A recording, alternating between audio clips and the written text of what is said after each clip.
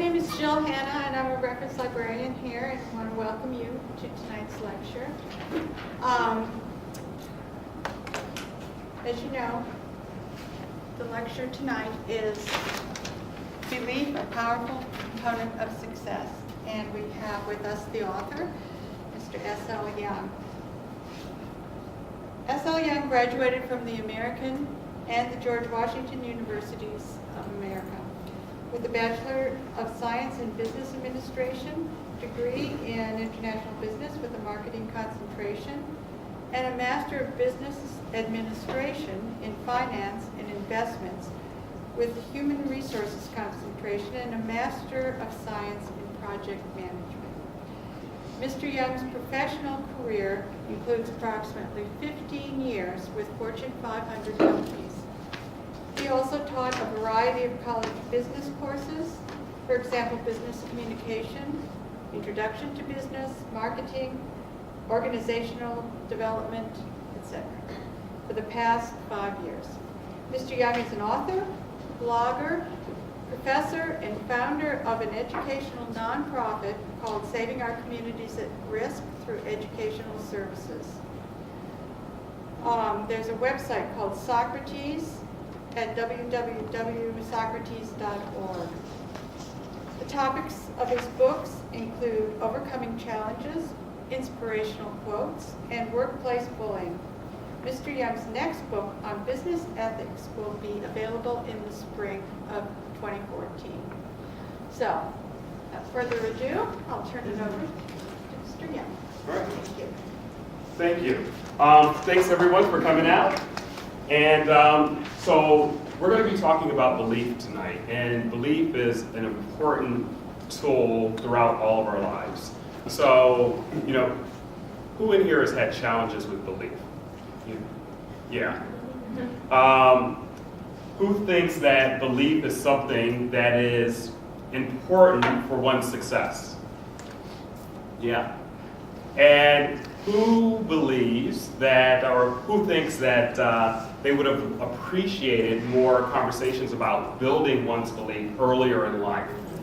Exactly. So that's why this topic is important, and I'm thankful that the library asked me to come in to present this topic. So we're going to be discussing belief, a powerful component of success. And as I was introduced, my name is Stacy Young, and my pen name is S.L. Young. And this is a very informal presentation, so if you have questions as we go along, feel free to ask me a question. So, welcome, and for an overview for the session, what we're going to be discussing are the reasons that belief is important, the components of belief, the impact of not having belief, the benefits of not having belief, tools to move past doubts, fears, and worries towards actionable goals. And each of you has a sheet that I've already provided to you, so you know, you're probably surprised there's a little bit of work, and there's actually going to be a little homework also. So, and then the use of belief to your advantage. So, let's start with the sheet that's in front of you right now. And so if you can take that out, and we're going to fill out the top portion of that. And so we're going to list 3 barriers of belief on your worksheet. So what are some barriers to your beliefs? So we'll just take a quick moment for you to jot that down. All right, so has everybody had an opportunity to jot down their 3 barriers to belief? And I know the folks in the back will need to catch up a little bit. So we're just filling in the top section right now to identify 3 barriers to your belief or your beliefs. Okay, we'll just take another couple of seconds. Some of my participants over here were early, so they've already filled out theirs. Okay, you can continue to work on that as we go through the presentation. All right, so reasons for being here. So, you know, each of you probably have your own reason for being here. You might think that this topic is important, no one's ever discussed it, maybe it's going to help you to achieve a goal or objective. So here's a bunch of reasons for being here. Well, some of you might be here because it's free, you know, so that could be a good reason. Somebody didn't want to attend alone, so they said, come on, I'm going to this session, why don't you hang out with me? Maybe you follow someone coming into the event, you didn't know where they were going, you said, hey, I'm going to come on in. Hopefully you're here because you're interested in the topic or in the reputation of the library's events. It's okay if you're here because of curiosity, but maybe you're here because belief is a challenge for you. Or you're seeking to move beyond a current situation and toward a new direction, because belief is very important in order to do that.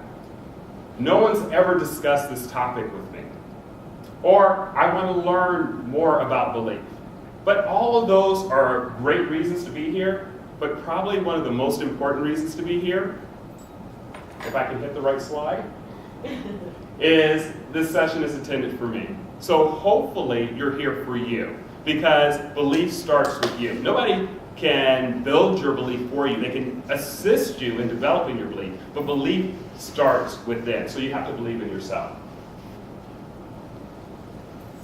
I just want to make sure I didn't miss anything here. I'm going to go back a slide here. So generally speaking, individuals attend this session because there's a belief that the session will be interesting, good information might be received from the session, the topic is valuable, and other reasons. But a lot of times when folks are going to spend their time to work on anything, I always like to say that they like to tee things off. So you've got to make sure that you're ready with your time, your effort, and your energy in order to be successful. And then, as I said, do it for you.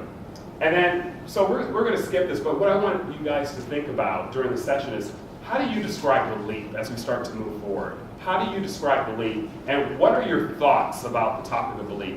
And hopefully you started to think about that a little bit prior to coming to this session. So belief can be a feeling that X is worth doing, right? Because sometimes we're like, well, this is something I've not done before, but I'm probably going to get some type of benefit out of it. Belief can drive action. It can help us to move forward into a new direction.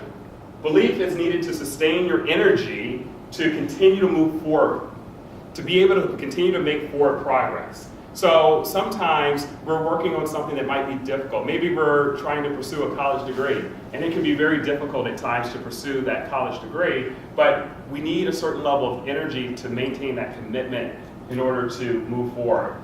It can help individuals to take the initial steps toward a goal. Sometimes the hardest part of starting a new journey is what? Taking that first step.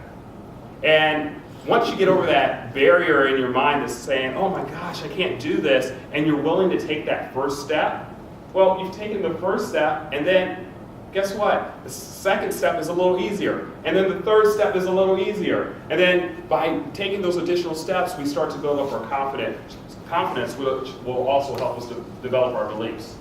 And then keep individuals moving forward despite overwhelming odds, setbacks, and challenges. And I think that that's one of the biggest power related to belief. Because when we're feeling down and out, when things aren't going our way, that's when belief needs to kick in the most to help us to pick ourselves up and get ourselves going and heading towards something that we don't even know what's on the other side. And belief is a powerful tool. And there's a lot of other reasons that you're probably thinking about for you individually right now. So let's talk about some of the components of belief, but let me just back up. How many of you have ever thought about maybe some of the classifications or components of belief? Have you ever thought about belief having multiple layers? Have you ever thought about that? So let's talk about some of them. So a belief can be a concept, a consideration, or a convenience. So it can be a concept. Is this considered to be true in terms of a concept? It can be a consideration. Is this true for me? Or it can be a convenience. Is this true for me at this moment? And I'll hold there for just a second. I see some of you taking notes. So concept, is this considered to be true?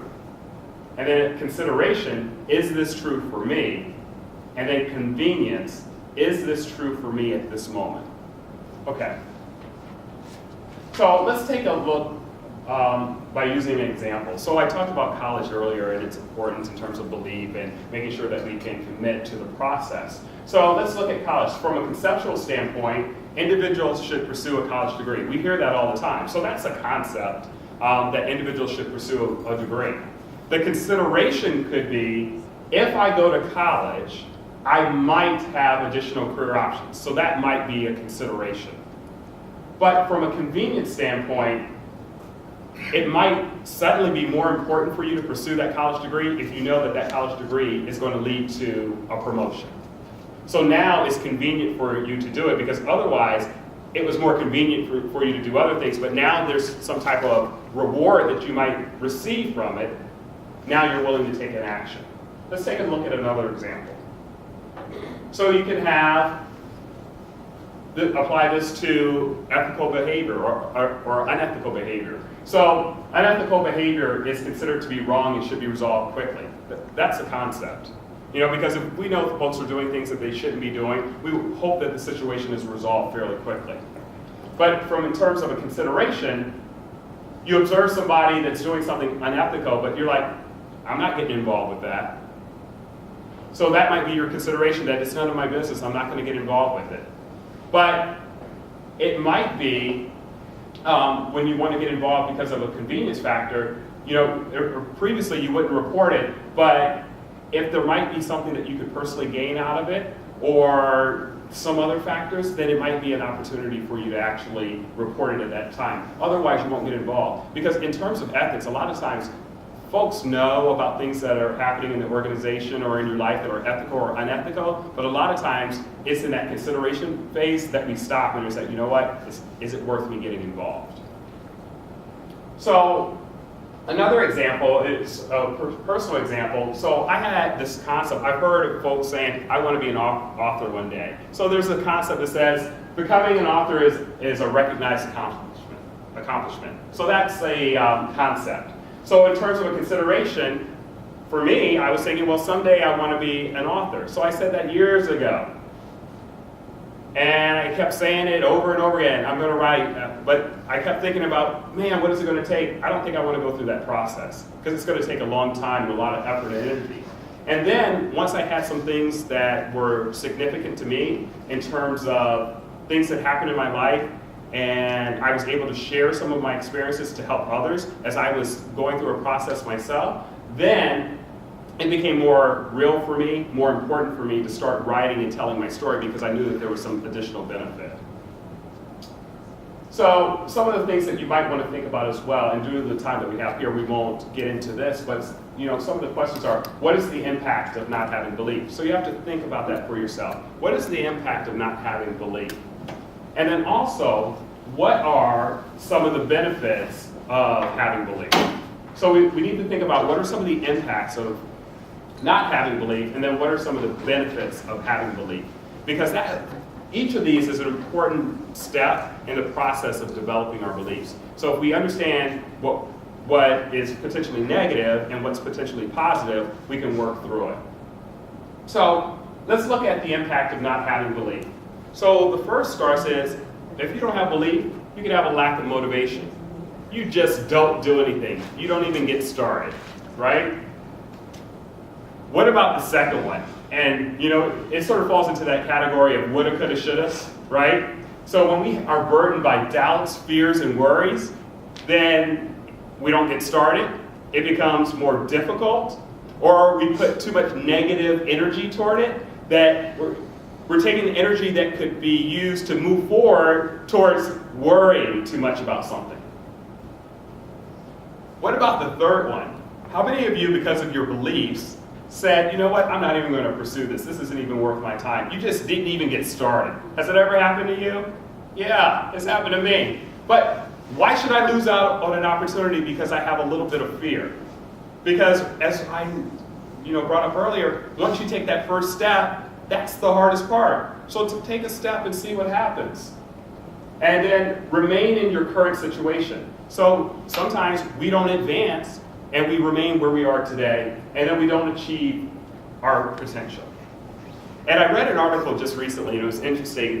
This woman had started a business, and she took out a loan to start the business, and then the business failed. And they interviewed her afterwards. And the article was great, but the part that sticks with me, and I've shared it like numerous times since I read this article just a couple of weeks ago, what she said was, no one has ever died from humiliation. But she at least took the chance, she took a risk, and she did it, and it didn't work out. But what I also like to add to it is to say, You know what? Just because something doesn't work out, it's okay. You know why it's okay? You did it first, but beyond doing it, you know what else is great about it? You probably learned something along the process. So maybe you could start again and do it again later, or maybe you can apply that knowledge towards something else and then it'll lead to future success in another area. So what are some of the benefits of belief? Well, belief can help us to make a change. That's one of the big drivers of belief, because belief causes us to take action when we believe that something's going to be different. So, making a difference. How about doing something better? You know, a lot of folks have invented products because they believe that they could build a better mousetrap. And just that belief that they were willing to get started led to new discoveries. Drive a new idea, which falls into the new discoveries. Move past a challenge. Maybe we were stuck in a rut right now, and having that belief helps us to get past whatever challenge that we're having. You know, and I'll give you a personal example. Last week, I got knocked on my butt. Just knocked on my butt. One of the worst days of my life. And I was like falling apart. And then I reached out to my support group. And then my support groups said, it's okay. It's going to get better. Don't worry about it. And then all of a sudden, I spoke to my brother, and he said, why don't you follow your own advice? I said, enlightenment. So within a period of time where I was saying, oh my gosh, this is bad, and we all have those moments, right? Then I said, this is bad, but it's not all that bad. You can do this. It's not that bad. Take a step forward and move past this. So I'm feeling sort of down and out, and then all of a sudden, within like an hour and a half, 2 hours, I had to change my attitude because I had a belief that things were going to be better. And that night, I actually needed to go to, because I teach in a jail, I teach business and life skills and a couple other things in a jail. I said, get up and go. And I went. Unfortunately, I couldn't get in that night because I didn't have enough folks, so they were on lockdown. But there is positive, because I got up. Even though I wasn't feeling well earlier in the day, I got up and I went anyway. But you know what happened the next day? The next day, I had to go give a major presentation for a group. And then I delivered that presentation because I said, I can't worry about what happened yesterday. I have a belief today that today's going to be better, and I believe that I'm going to be able to give a great presentation tonight. And I went and did it. But if I didn't have that belief to help drive me forward, then I wouldn't have been able to do it. So simply put, belief drives progress. So on your sheets that you have, your worksheets there, list 3 adjectives that describe the individual you want to be. I know you probably just thought you were just going to sit here and enjoy the presentation, didn't know you were going to work. I'm sorry, I'm a professor, you got to work. All right. So belief is important because, and actually before I move on, we're going to be using those adjectives just a little bit later, okay? So belief is important because fear can compel one to action, or it can cause you to be stifled from achieving your personal greatness. Do you believe that? Yes. Yeah. And it's one of those things, you know, we could be so afraid that we can't even take that first step that I talked about earlier, right?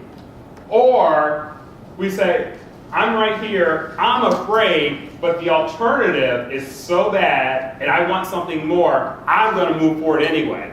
So I'd rather use my fear and turn it into positive energy and move forward. Yes, sir?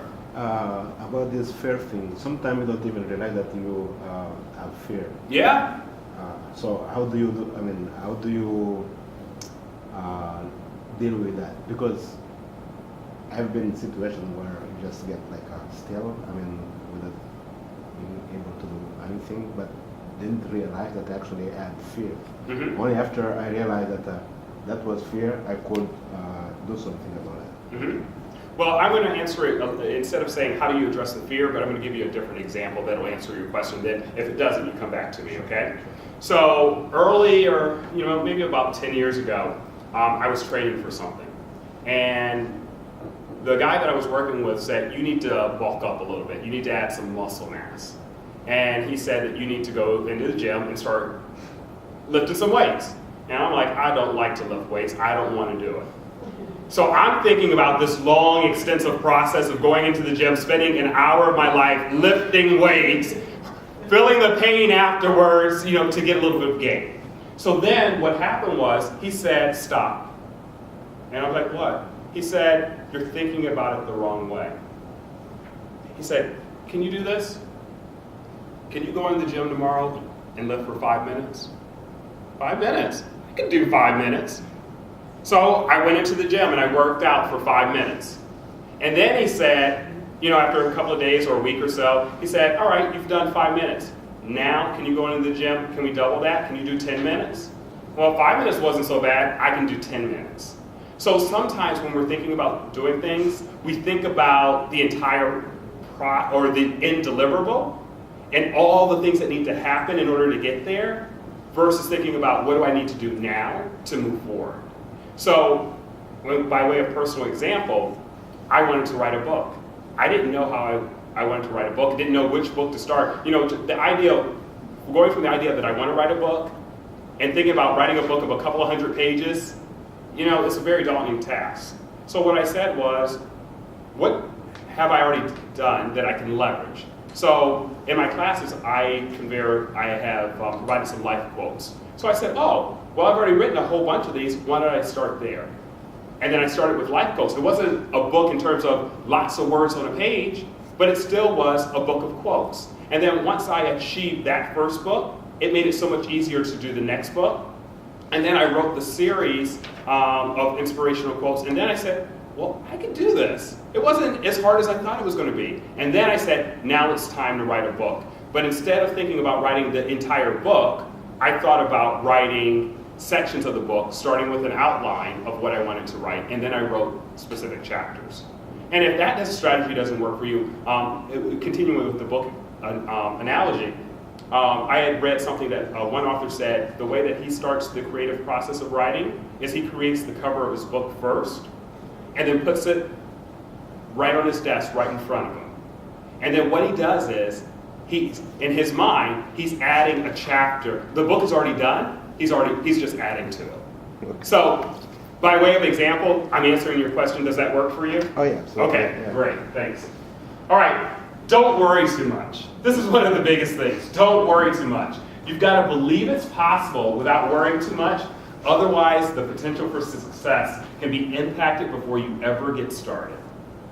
So a lot of times, we put this, and I don't know if this is on your barriers or not, but we put this big hurdle in front of us, and trying to get over that first step is the hardest because we're like, oh my gosh, I can't do this. I don't know how long it's going to take. Do I have enough time? What about all the things? Why are you even thinking about that? If you don't have time to do the whole thing, think about what you do have time for and start there. Okay? So I've already given you sort of the example about my books, but just very quickly. In 2012, I wrote my first book. Later in 2012, I wrote 2 more books. In 2013, I wrote 3 books. And then sales haven't happened the way that I wanted to, but that's part of the process because I made a choice to not try to go with a traditional publisher, at least initially, and trying to do it on my own. And it's very difficult because I was trying to follow the Tyler Perry model that says own your own stuff. But it's very difficult to own your own stuff when you're your own marketing engine and you've got to do all the creative and everything else. But I had read an article that said, even if your first book doesn't sell, keep writing. Because at some point, you'll write something that others will really connect with, or they'll find you, and then guess what else happens? Folks will find the other material that you've written. Okay? All right, so for consideration, believe that your effort will have value even if there aren't immediate results. Because if you don't believe in your work, why should anybody else? Okay? For consideration, we're going to give you a few of these. Most people give up just when they're about to achieve success. They quit on the 1-yard line. They give up at the last minute of the game, 1 foot from winning a touchdown. H. Ross Perot. And I've heard it said a different way. It's like sometimes folks give up just that moment before they achieve success. They didn't realize how close they were. And then they said, you know what, I've been doing this so long, I'm giving up. Well, if you spent 2 or 3 years of your life working on all of these things, why are you going to give up now? And maybe you just need to change your strategy, but why give up on something that's your dream? But we'll talk about what we might do when things don't work out a little bit later. All right, so back to your worksheet, sorry. All right, so fill in the blanks with the adjectives that were written on your paper earlier in the session. So you wrote down 3 adjectives, right? So I think it's in the second section, I believe there, or maybe it's the third section. Use the space below. So in the third section there, you're going to write I am, and then fill in the adjective. I am, fill in the adjective, and I am, fill in the adjective. So I'll give you just a moment to do that while I sneak over here and grab some water. And then we'll use these sentences again later. So if you want to change, change starts with you. That's where it starts. And what I like to say is, you change who you are by first determining who or what you want to be. That's where change starts.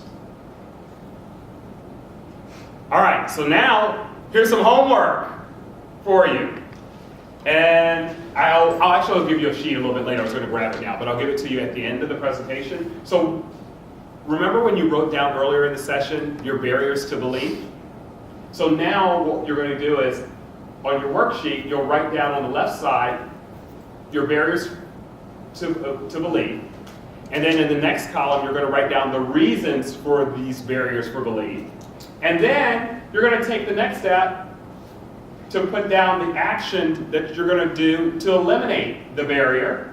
And then to have a little bit of accountability in terms of what we're writing down. We're going to put a time frame so that we can have an objective that's measurable. So we have a deliverable, and we have an objective that's measurable, and then we can see whether we've done it or not. Any questions on the worksheet? You said you're going to give us that. I'm going to give you a copy at the end of the session. So, how many of you have heard about a self-talk? Yeah? How many of you use a self-talk? You know, that's a different question. Knowing about it is one thing, using it is something else. So let's talk about it just a little bit.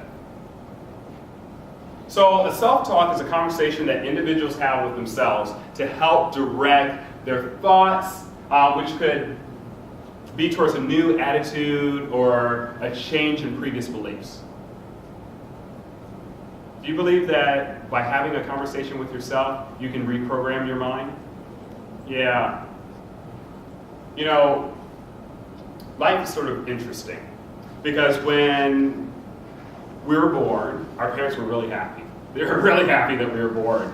And they're like, oh, little Johnny, we love little Johnny. He's great to have in the world. And then what were they waiting for?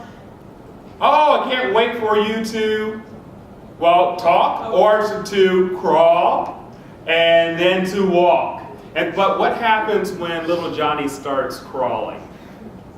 Starts getting into stuff. And then what do we start programming into little Johnny very early in life? Stop! No! Don't! Can't! Right? All of those words. So our self-talks will help start reprogramming all of those things that happen. All right, so why is self-talk important? Because it helps to override the negative thoughts or commentaries from others. And it could be from your parents, it could be from your teachers, and sometimes the worst critic, ourselves, right? And then it creates positive thoughts and intentions. So what we're doing is we're reprogramming our mind to direct our thoughts, energies, and behavior towards what we want to achieve. And hopefully our self-talk is positive. We don't want to be negative self-talks, right? You know, how many times have you done it personally or heard someone say, man, you're an idiot! Why did you do that? Is that the type of talk that you want? It should be, but I was about to tell you one, but I'll tell you a little bit later. All right, I got to hold something back for you. All right, so, and let's think about this. So if we have a self-talk, our brain processes it four times. Have you ever thought about that? So this is if you say it, you speak it, you say it aloud. So what happens first? When you have a self-talk, what's the first step of a self-talk? you think it. And then, if we're saying it out loud, we speak it. And then, once we speak it, we hear it. And then, once we hear it, we process it. That's 4 times that we're using our self-talk. So it's thought, it's spoken, it's heard, it's processed. So, if we look at a self-talk by the numbers, if we use our self-talk once a day, so if we have a self-talk and we use it once a day, 3 times, we've now processed it 12 times.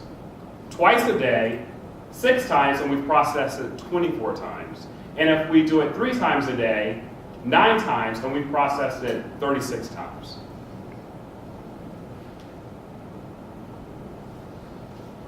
So, what's the power of a self-talk? It's a powerful tool to reprogram our thoughts, and most importantly, our beliefs. So, my first self-talk. I was, you probably won't believe this as I tell you, but I was very, very shy. But I've learned to overcome it, obviously. And so when I was really, really shy, I didn't want to do presentations or anything else. And I don't even know where I found out about self-talks, but I said, okay, I'm going to develop a self-talk for myself. And what I did was, I created a self-talk that said, what I would do is I would stand in front of the mirror several times a day, and as I stood in front of the mirror, looking myself in the eye, having a conversation, looking into my soul, I would stand there several times a day. I'm a clear, concise, confident communicator. I'm a clear, concise, confident communicator. I'm a clear, concise, confident communicator. And then I would say that over and over again, in the morning, at lunch, and at night. And then that was what I used to help reprogram my thoughts and my behavior and my energy also towards positive direction, towards what I wanted to accomplish. So that was my first self-talk. So my past self-talk, and this is a self-talk that I wrote in 2011, November of 2011, before I had written a book, right? My self-talk was, you're wasting time doing stupid things and not being the individual that you're meant to be. That was my self-talk in November of 2011. The reason that self-talk is really significant is in 2012, I started to change my actions and my behavior. It took about half a year to get started, but I got started. So I wrote my first book, then I wrote my second book, and then it just started, starting to move forward, and then I got comfortable doing it.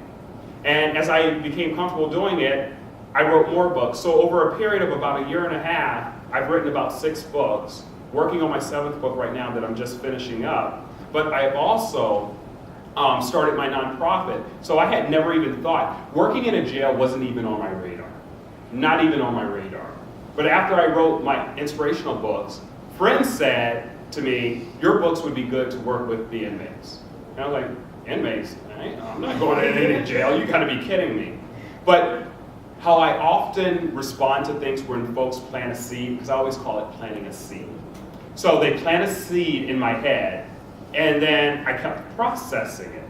And I kept processing it. And originally it was like, ain't no way, to, well, maybe someday. Well, why don't I go talk to them? And then I went into the jail, and I still wasn't sure if it was for me. But let me just step us away from the presentation for just a moment, because this might be a powerful experience that might help you on your journey as well.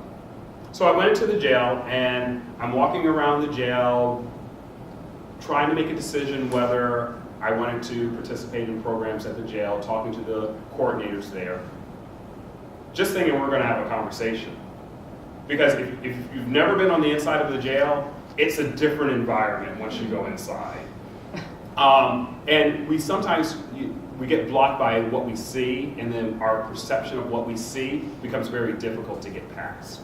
And so when you see gentlemen or ladies walking around in these uniforms, there's a different feeling about who they are, why they're there, and what you think about them. So we walked out of this protected area, if you will, and as I was getting ready to leave, the coordinator asked me, do you want to go see a housing unit? And I was like, okay. why not? But I'm sort of like, oh, I hadn't mentally prepared myself for this. And so we go down to a unit that I would potentially be working with, actually I'm working with today. And we get there, and then there was a door, and then a corridor in between, and then there was a door, and then you could see the inmate, so you could see all the way through. So I'm like, oh, okay, this looks good. Then the next thing, it was like, swipe. And I'm like, oh, maybe we're just going in between doors. So then I walk in, and now we're in between doors. And I'm in, and I'm like, okay, well, it's similar to what I have seen on TV on Locked Up. Okay, but you know, a little bit different because there were people actively in front of me, not too far, that I could see through the protected glass. And then the next thing, there was another swipe. And I'm thinking, uh-oh. And then the door opened, and they're like, let's go in. I wasn't afraid, but I was apprehensive because I hadn't been in a jail environment, and I hadn't mentally prepared myself for it. But here's the incredible thing of the story, and the reason that I just share it with you. Because, you know, my beliefs took me there, but by following my beliefs to get there, it allowed me to experience something that changed the rest of my life. So I walked in the door. So let's say the door just opened, I walked in, and I'm not, you know, far off in my calculation. I probably went 1, 2, 3, and I heard, Stacy! And I was like, there's nobody in here that I know. And then I heard, Stacy! And I went, who's calling me in here? And then you know that slow look, because you're like, nobody should be knowing me, and then someone's calling you, right? And I turned and looked, and this gentleman stood up, and he said, hey, it's such and such from such and such. And I didn't really recognize him because he had changed a little bit, but he recognized me in like 2 or 3 steps. And I was like, hey, how are you? I wasn't going to ask him what he was up to because I sort of knew, but at least that he was there. I didn't know what he had done. I was like, hey, how are you? But here's the important part of the story. After I left the jail, I was emotionally touched by what just happened because I was on the fence, and I was closer on the fence to not doing it to doing it. And so my belief system told me there was something about that moment.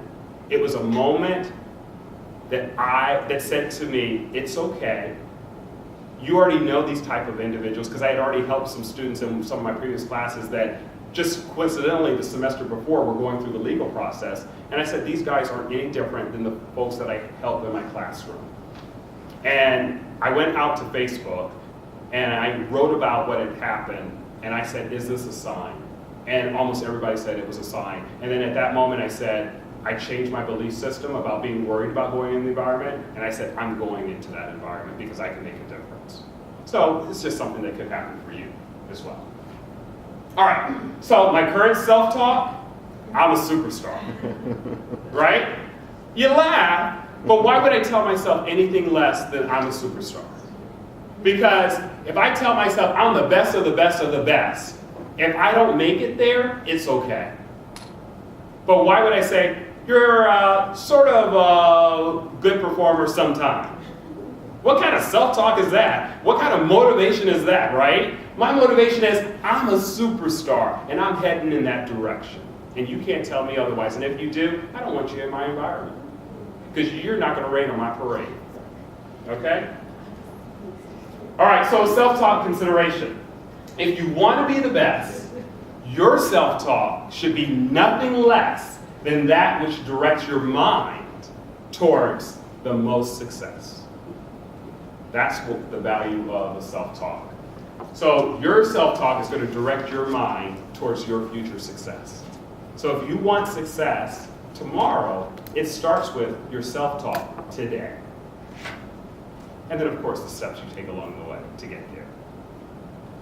So your self-talk, again, assignment time. So the sentences completed earlier can be used as your self-talk, or it can be used as the basis to create a more in-depth self-talk. So if you look back at your list, first we started with writing down some adjectives, right? And then you said, I am, fill in the blank with your adjectives.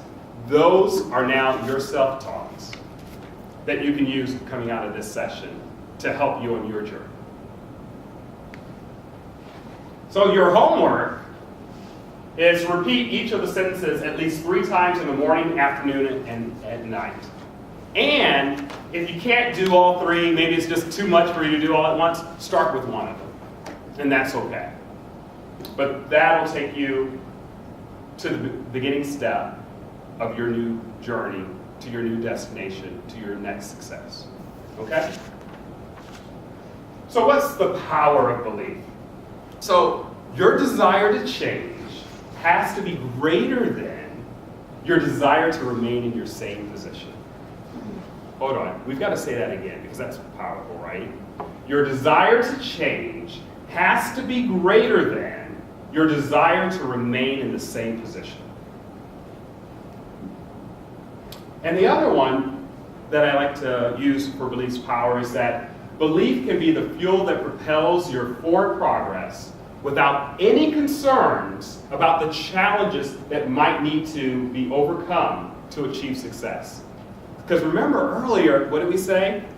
No fears, no doubts, no worries. Because we don't want to say, I woulda, coulda, shoulda. So that's the power of belief. So what's the secret to success? Believe it's possible. So we've got to start with belief, right? Believe it's possible. But you also need hope. Because moving past your beliefs, you got to hope that there's something better. So hope allows you to move forward based on a belief that something's better ahead. And then you got to take action. So what's the point of having, believing something's possible, hoping that there's something better ahead, and going through that whole exercise if you don't take action? Because good things can't happen until you take action. So do something with it. Because you've already spent, and remember I said earlier, I like to say things need to be teed off. You've already spent the time, energy, and effort. Now, take some action. And then, of course, if you believe, there's always prayer. So how do you conquer your fears to maximize your belief? I like to call it my P's. You need passion, patience, even though I skipped that one, planning, persistence, perseverance, pain, perspective, purpose, and the one that is the most important is positivity. Because using these P's are required to conquer your fears and maximize your beliefs. So how do you maximize your belief? So what's the value of belief? Well, it helps you to move forward. I mean, simply put, it helps you to move forward towards the unknown. Because there's a lot of things that we do, we don't know what that outcome's going to be in the future. But we got to take that step in order to get there. So if we want something better, we've got to move towards something that we don't even know what that something is once we get there. Or if we even want it once we get there. It can help you to move forward despite overwhelming odds, setbacks, or challenges. Belief is one of the best tools that you can use when you're having those worst moments in your life. You've got to believe that something's better. And then it's not required to move forward, but it can provide you with the confidence and determination to continue. And that's one of the real strengths of belief. So remove belief's barriers. So you must remove all of these to truly believe. No fears, no doubts, no worries. Because if you don't eliminate these, they can be barriers, additional barriers than the ones that are already on your list to your future success. So part of moving forward in life and developing your belief system, and I like to do this before I even get started because sometimes we need to test our resolve before we even get started. So what I'm going to do, and this is going to be another handout, again, I like to give my students something to take away with them. So test your resolve. So why is this important? So that's the first step. If you're going to spend your time, energy, and effort, you need to know why this is important. Why should this be done? And this isn't necessarily the same as why it's important. Because something could be important for you, but it's not the same as why it should actually be done. Because college is important, but that shouldn't be the reason that you're doing it. what should be the reason that you're going to college? Not because it should be done, because folks are telling you, why should you be going to college? Because you want to learn, because it's something for you. You're doing it for me, or you're doing it for yourself. All right, so what or who could be impacted? And it's nice to know also who could be impacted by the things that I'm doing if it's done or if it's not done. So let's just think, I told you earlier, I use my belief system to go into the jail. Well, I have some experiences overcoming challenges, specifically my educational challenges. So if I go in there, there's the benefit that I'm sharing my past experiences with others so that they can help lift themselves up and be inspired to do their own things. But if I don't do it, that's a group of men that I could have touched that I didn't do it. So that's just one perspective. What might be lost, missed, or compromised if this is not done? And this is opportunity cost, because when we're spending our time doing X and not doing Y, there's a cost. So when you're doing X, you're saying X is more important than Y. So you've got to take that into consideration. What are the short-term and long-term costs, including your opportunity costs? And then, what are the short-term and long-term risks? Because I always like to look at things from a risk perspective also. And then, what are the short-term and long-term benefits? The expected and those that aren't as likely, that you wouldn't even have thought about if you hadn't sat down and gone through this exercise. Then, what might others think about the effort? Sometimes we think too much about what others think about the effort that we're doing, and it can be a barrier for us to move forward. But think about what others might think, but don't allow this to be prevent you from moving forward. But you can also prepare yourself for the negative feedback or responses that you might receive. So it's, I always like to tell my students that life is like playing chess. You make a move, and you've got to think about what's going to happen on the other side. And if you think about what's going to happen next, you're prepared for additional possibilities. Because it's all about connecting the dots and what's important and using your critical thinking skills and all of that. All right, so what can be learned from the effort? And sometimes the best value is just going through the process and not worrying about what the outcome is going to be, but understanding that you're going to learn something no matter what you do along that process. There's going to be something that you're going to learn from it. It could be, I'm never going to do this again, but you still learned something, that it didn't work for you. And I like the third bullet. It's one of my favorite ones on the list. What is the worst thing that could happen? And most times, it's a lot worse than what you think. I just want to stop on this one just to give you an example. It's difficult to stand up here and give a presentation, right? And stand up in front of a group of folks. So if I was standing up here having fears, doubts, and worries, what wouldn't I be doing? Focusing on the presentation. And I've had moments where, I try to record a lot of my sessions because I'll post stuff out on YouTube, because if I've done it, why not share it with others so that they can benefit from it as well? And so I've had presentations where there was a moment and there was somebody in the room that was really, really tough, and they were looking at me really mean, and I was in my mind, I was stumbling, and it was getting worse, and I said, okay, bring it back. Because I was getting all caught up in that. And then when I looked at it on the videotape, what I thought was an eternity while I was up here was like a second or two. But I thought it was a lifetime during that experience. So let's go back to where our beliefs can help us. So remember I told you I had a belief that I could go into the jail and make a difference. So that pushed me to move forward. But by following my belief, it actually helped me and made me better. You know why? I will not find a more captive audience, no pun intended, or a more sometimes threatening or intimidating audience.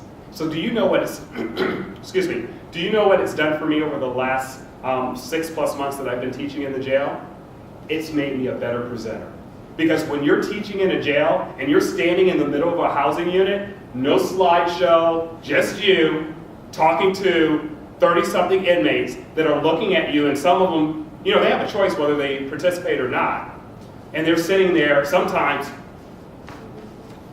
And knowing that you can make it through something like that, and it's okay, you realize that you're worried too much about stuff and just do it, and whatever happens, happens. And we'll talk about that in just a moment. And then, what will be achieved by the effort? So we think about that, and then taking all the previous questions into consideration. Is this worth the time, energy, effort, and the cost, real or perceived, to proceed? And again, I'll give you a sheet to take with you at the end of the session. And then ask yourself, is X worth your time, energy, attention, focus, effort, or anything else that's important? So, is X more valuable than your other options? So, if so, proceed. Go ahead and do it. And then ask yourself, why am I doing the other things? And if it's not, continue to work on the other things. So, belief is an important factor in moving forward, along with the ability to prioritize and use time management skills, because they're immediate family members. So for consideration, too much time is spent worrying about others' opinions, especially from those that are not known. And it's getting worse all the time, especially with the internet, because there's a lot of very strong folks that are hiding on the other side of a computer when you can't see them face to face. And they wouldn't be as brave if they have to look you in the eye and say the same thing. There are a lot of critics, including ourselves. However, the most important critic, as long as it's positive and constructive, is you. Because who knows you better than you and the things that you need to achieve? So, for consideration, I love this quote from Samuel Beckett. Ever tried? Ever failed? No matter. Try again. Fail again. Fail better. For consideration also, he who has a why to live can bear almost any how. Friedrich Nietzsche. Martin Luther King. Faith is taking the first step even when you don't see the whole staircase. Because a lot of times we could walk up on a staircase, it could be a spiral one, and that could be, a good visual representation of life. You're going up those stairs not knowing if those stairs are going to continue or what's on the other side. It's also sort of like going to Disneyland, right? You think that you're at the end of the line and then you go around the corner like, oh my gosh, it's still more. But it's okay. Just because you don't know what's on the other side doesn't mean that you shouldn't proceed. And I like to use this one too. And I've seen it quoted by different folks, but I've seen it more quoted as unknown, so I'm saying it's unknown. Every morning in Africa, a gazelle wakes up. It knows it must run faster than the fastest lion or it will be killed. Every morning a lion wakes up. It knows it must outrun the slowest gazelle or it will starve to death. It doesn't matter whether you are a lion or a gazelle. When the sun comes up, you better be running. So the key message in all of this is that if fear is allowed to get in your way, you're more likely to continue to be the individual you are today without becoming who you could be during your life's journey. So how do you jumpstart your belief? So strive for excellence and not perfection. Too many times individuals strive for perfection. Perfection is just not possible. It's not achievable. So strive for excellence. I like to tell my students when they're in my class, don't worry about getting that A in the class. I'd rather you get a C and learn something than receive an A and not know what you did a week ago. So I'd rather you strive for excellence versus perfection. And then excellence is achievable because it reflects your best effort. And if that's the best you can do, good for you, right? And then seeking perfection can negatively impact your beliefs. Striving for excellence builds confidence. Yes, sir. Because my English is not my first language, what is the difference between excellence and perfection? Well, perfection means that there's no flaws. Okay. Excellence to me means it's the best that you can do at that moment in time. Okay. Okay? So, belief, the beginning. Even if you don't know it can be done, take a step anyway. We've talked about that several times throughout the presentation. Take that first step and then see what happens. It's better than not taking a step at all and worrying what could have happened or could have been. Understand that each subsequent step gets you closer to your desired outcome. Learn from your past experiences. Life is about, one of the things that I like to say is that life is about cumulative moments. And everything that we've learned before helps us to do what we're doing today, but helps us to do what we're going to do tomorrow better, if we learn from it. And then make adjustments along the way. So, yeah, you might be going to school and you might say, hey, I'm going to be a business major. And then you get into there like, this isn't for me, but I took this class in IT and that's more for me. So I'm still going towards that college degree.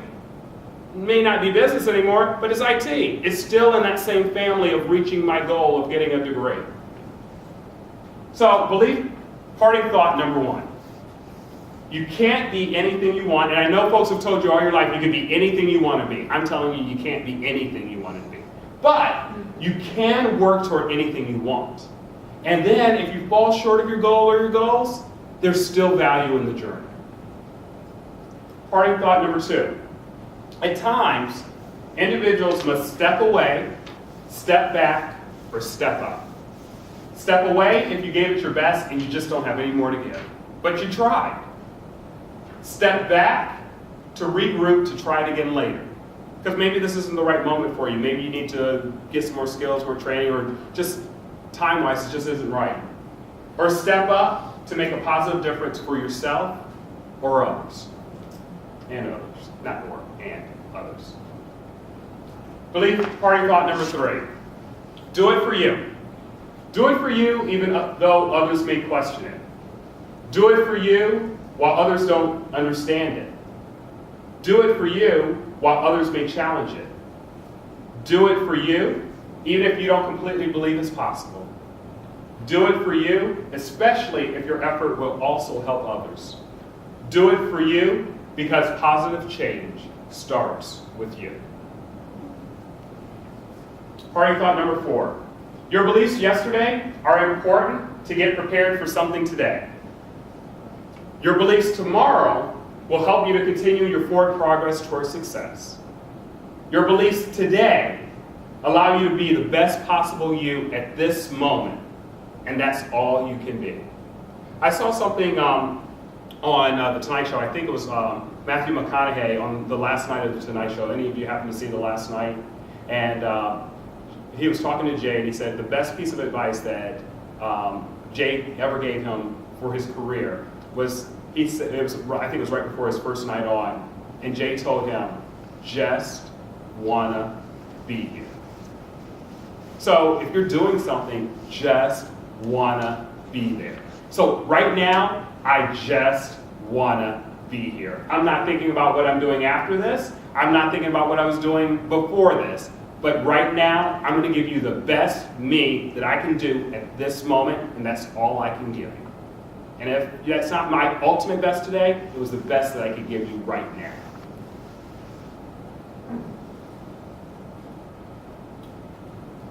Parting thought number 5. Remain in the moment. Keep your mind focused on the current work.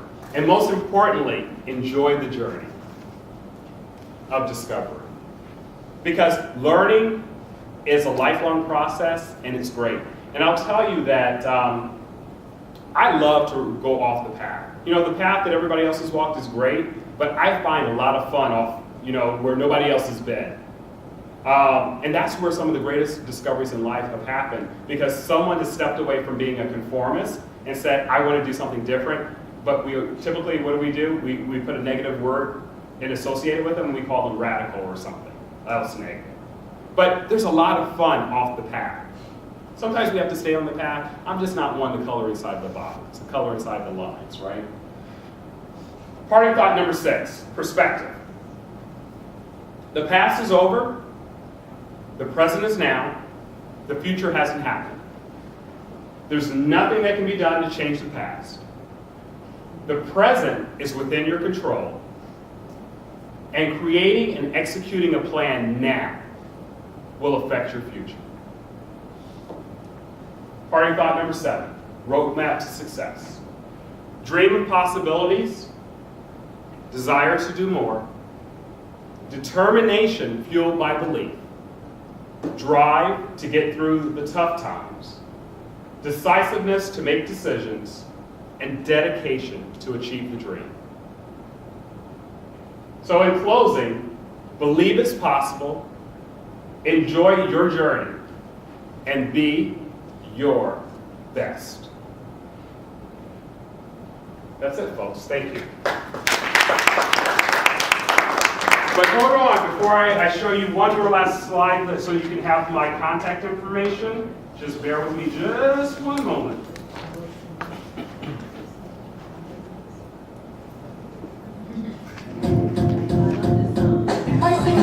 And the other part is, just be happy!